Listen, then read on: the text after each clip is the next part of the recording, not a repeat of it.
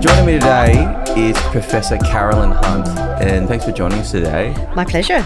This is just going to be a very casual chat around this exciting project that we're working together on. So tell us just a little bit about your experience, just so people get the full grasp of where you come from. I've been working in bullying research for probably about 15 years now.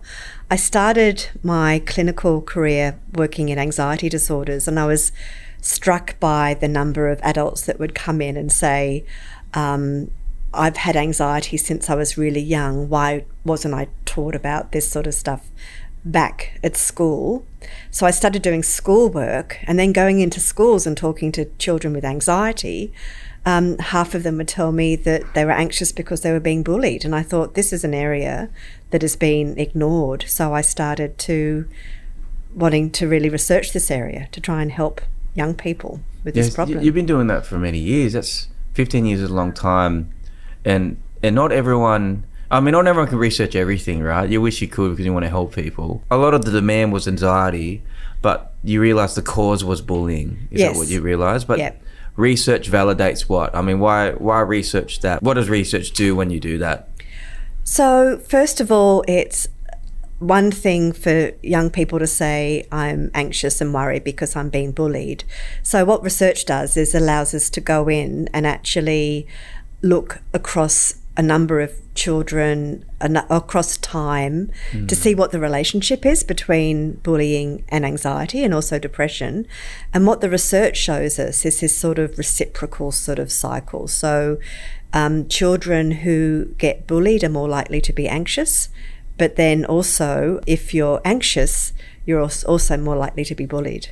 It's a sick cycle, for sure. And anxiety and depression, I mean, they're like, what would you class them at? They're like the two biggest types of mental illness and struggles we face, right, with young people. Yeah, they're very common. So they're the most common problems, but they're also associated with a lot of disability. So, it really affects kids in terms of friendships, schoolwork, just how they feel about themselves. So although they're quite common, they've also got a really big impact. Yeah, all the work I've done for the last decade in schools it made me want to start a centre to help young people. That's where I really earn a lot of my hours up, just in the trenches with people from all walks of life, from the bully themselves in year 7 or year 8 to the one who's been bullied since year 1 and have carried that wound from year 1 all the way through to high school. And just nothing seemed to work that they were taught, like sticks and stones will break my bones type of thing. And they were told you just should walk away, you've just got to ignore it, like a lot of flat responses. Or because the fear of the alternative is, well, we don't want violence, we don't want you to be as bad as the bully, which just seems to be, that's where I saw a lot of passive approaches to bullying in schools. So that's why I'm excited about social kung fu, because it's not about being as bad as a bully, but it's not about being a wimp either and living in fear. Being on my own journey, Carolyn, seeing hundreds and hundreds of kids one-on-one and also in schools around Australia, thousands literally, I realised that there wasn't a lot of research I could find around this stuff, it's particularly in Australia. So that's why I'm really excited about working together on seeing what research comes out of this program. So what spoke to you about the social kung fu program when we first met? When I first saw the program and heard from you about what the program was about, it just fitted so beautifully onto the work that I've been trying to do in my own academic career. So you're absolutely right. There's been not a good understanding, both amongst schools and parents, about how to manage bullying. So there is this sort of fight back type of idea, but we know that just escalates the violence. It doesn't often, the young child who is bullied ends up in a worse position because of that. We also know, why do young people with anxiety get bullied? Because they sort of signal to others that they're upset or vulnerable in some way. And so if you avoid or if you respond with being upset, that also invites more bullying. So the research tells us that. So what I've been trying to do, and in fact I have done some research on this program, is saying let's teach skills to young people of how to manage the bullying in the situation. So what do we know are the best ways to do that? And also, how can we build young people's self-esteem so they feel better about themselves in this situation? So a whole number of skills. So I saw social kung fu and I thought, this is exactly what I've been aiming to do, but in a much more cool way. So I'd been going into schools in a very sort of almost traditional, here's a school program and the kids go, oh God, here's another school book. Didn't you wear your cap backwards? Did you? No. I mean, I didn't actually go in myself. I actually sent my students in who were all, much younger than me and did fun things with the kids, but it was still a little bit textbooky based. And sometimes I was trying to get them to say, don't make it like a classroom, but you are teaching things. And so to see what you do, to take those same skills but make them really cool and fun was just so great to see. Yeah, that's really... That cool is a really important part of connecting with youth, and it's a funny dance when you're working with youth because they don't like being called kids, they don't like being called children, and you got to win them over in 10 or 20 seconds when you're speaking to them, or they make a quick read on you. Yeah. If you're outdated or it's social kung fu. A lot of people look at a finished product and go, that might have just happened in like a weekend, but this has been a whole accumulation of a decade of working with youth, of live and learn experience, and trialing it anecdotally with lots of schools to get to a point where it's like, yeah, this actually get a good read on it, and then getting a feedback response on if this is engaging enough for children all ages from year 7 upwards. A lot of work's gone into just that one word, engaging. Because if you're not engaged, whose fault is that? I actually say this, Carolina, if you're boring from stage, it's your fault as a speaker or as a presenter, which is brutal.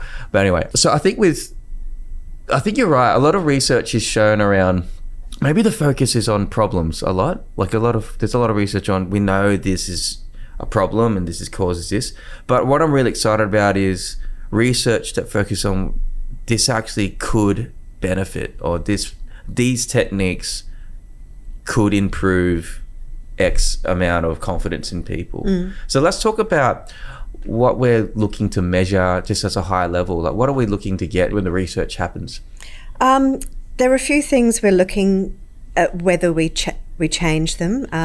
So one obviously is the young person's experience of bullying, and so we'll ask them about, over the last few weeks, have you experienced either verbal, relational, physical, different types of bullying. We also want to know about their confidence in being able to put these strategies into practice, and we also want to know about how they feel about themselves in terms of their self-esteem. And I think finally, we are wanting to know a little bit about the levels of anxiety and depression. Yeah, for sure. And what's interesting to a lot of people is when I mention verbal abuse versus physical abuse, we know physical abuse is prominent. It's always attached to just the word bullying, shoving, punching, kicking, and it's awful. It's all bad, any form of abuse. But verbal abuse is the thing that whenever I do our little... I call it the caveman test. It's like, verbal abuse is what we're focusing on. And everyone, 9 times out of 10 is like, oh, you're totally right. And they recall a moment in their life, at the workplace or at home. But it seems to be like almost a surprise, but I thank God that someone's done it or someone's talking about it, because so much focus is around, you've got Krav Maga, you got UFC, you got boxing, you've got so many like extracurricular, but you can't send anywhere to a verbal abuse kung fu karate thing. So what's your thoughts around that? And what has there been, why do you think there hasn't been a huge amount of focus around the verbal side for youth? I think there is this myth that it's not as hurtful to young people, where in fact it probably could be worse, in terms of the psychological impact at least. And I think there's also a lot of myths about, you can just ignore it, or, as you say, walk away, or, sometimes they are the best strategies, but also having more of a range of skills to manage it is really important. So I just think it's not as obvious too. Often bullying is stuff that, if teachers don't see it on the playground, then it becomes invisible. So I think there's a whole range of reasons. Yeah, it's hard to, you can show a bruise. Yep. Yeah, or a broken limb or ligament, right? But it's hard to show a bruised soul or bruised, because mental illness and mental health, it's all like, I think there was a stat that I read, it was around 90% of disabilities are invisible in Australia. Yes. So that's the trick. Yeah, that's a tricky one. So a little bit about you, Carolyn. Like you and I have got to know each other over the last, actually a long time now, this year. What I'm reminded of, and I shared this with you off camera, was some people just think research, hear the word research and think it's all head. It's like, it's for the academics, which seems, because we have this tendency to categorize things as, if you're all head, you have no heart. If you're half heart, you're not expected to have head, right? Like intelligent. So, like, what's your heart behind research? How important is research to you? Not just for like with the academics. What's ultimately the mission of research? I think it comes back to, personally, I'm a clinical psychologist, and so I went into that profession to help people, and therefore my research also needs to inform that practice as well. So we do have an obligation as clinical psychologists to actually do things that work. And so the research is really helpful for that. Also, my practice informs my research. So, as I said, when I first started my career, I was working with people and then later with young people who had anxiety, and you get to learn about what's going on there and gives you ideas for research. So I think there's this real interaction there. And because, research does take a lot, as you've understood, it takes a lot of effort. Yeah. Can we just pause there? Like, I'm a business guy at heart, so like I'm not used to waiting so long for things. But that's been a really great experience, to be honest, because it's not easy. Like to your point about how you're a clinical psychologist, you're a scientist, essentially, and part of your aim is to find out what works. Yes. And in order to find out what works, you've got to do your due diligence, and you can't just click your fingers and be like, I want it now because I want it now. I've learned that through this process. Whenever there's research put in front of me, now I'm referencing the process we're going through. It's like, wow, that would have taken, I wonder how many months that took. Quite a few. But because it takes a long time and there is a lot of effort, if you didn't have any heart in it, you wouldn't sustain that, I don't think. That's a good point. Just for an example, I say to my students who are about to embark on something like a PhD, which is sort of a long-term research project, you could choose something that is sort of easy to do, but if you get bored halfway through, you're not going to finish this. Whereas you could do something that's a little bit more challenging, but you really got your heart in, and you're going to finish this because your heart's there. When you work with young people, and you still work with your students as well, all ages, but particularly young people, what inspires you? How do they inspire you? How do they move you? Because there's got to be something there with your experience that makes you come back to helping youth. So what was it for you? I think there's two parts to that. First is, again, coming back to the research side of things. We know that if you get in early, you're going to stop a trajectory into many years of potential anxiety and depression. So it makes a lot of sense to work with young people. I love working with adolescents, so precisely the age group that we're talking about, because they are old enough, cognitive development enough to really sort of engage with. They're learning new ideas. They challenge you as well. They're just fun to work with. They are really fun. Yeah. My fear is that if we don't find, I'm still stuck from this whole conversation with the whole point of finding what works, because we got a whole bunch of new vehicles we got a whole bunch of vehicles that people don't have they're not required to have their L's license for, or have any like supervision for. Like, I mean, you could have kids are given phones at whatever age their parent allows them to have it in their household. So it opens up to a whole world of potential abuse and entertainment, but a whole bunch of information that they can be influenced by. So cyberbullying, verbal bullying, physical bullying in general, there's so many more forms of it. And my fear is that if we don't find out what works, if we don't put research in, if we don't trial new, we gotta keep getting creative to engage young people, then there is a default position in my view of more pain and more bullying and more anxiety and more depression. Because what's the alternative? What tool? If you have no tools, then what have you got? Literally, what do you have to be able to deal with abuse? Like what's our natural responses? And that's what I'm getting to with social kung fu, is like people are making silly decisions online, not because they're silly, it's because they don't have the right tools. And I worry about that. So I'm thinking, just to close things off, what do you think is a consequence if we don't find the right tools for young people to combat these types of bullying forms? We're just going to have a continuation of more and more young people who have low self-esteem, feel bad about themselves, are anxious, depressed. The thing about bullying, bullying over digital sort of means, we also know that the behaviour can continue into workplaces. So, it's trying to stop this almost epidemic of mental ill health, I guess. So it'll just get worse and worse and worse. Yeah, so I'm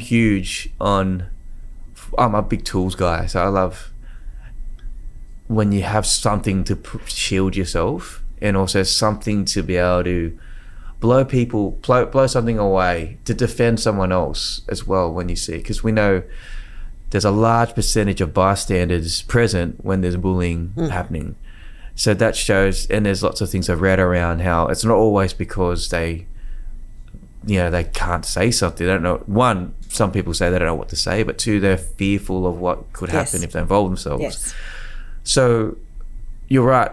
I think from both experience, for me especially, I've seen kids growing up from high school not deal with this stuff, the abuse, and with their insecurity and with their stress and anxiety, and carry it all through to young adulthood. So that prevents them from entering opportunities for jobs and to go on dates and to live life well. That's right. And that's what life's all about. Life is all about trying to be a happy, healthy, contributing person. But when these things happen, when he talks like this, my God, what happens, Carolyn? Like you live life in fear and regret, and that's just sad. That's right. So anything else you'd like to say before we close off? Like, I think for me, I'm just thankful that I've met you. I just want to thank you for your heart and your head for even taking part as this for research, and we're just about to embark on it like fully now. We've got the work's about to begin. That's right. The work's about to begin. Yes. But I want to thank you for people like you. And I mean this because without people like yourself who spent literally a lot of their life, decades of their life, trying to find out what works so that we can find the right tools to repeat over and over again in the situations, the world would be a worse place if you weren't doing what you're doing. So I thank you for being part of the program.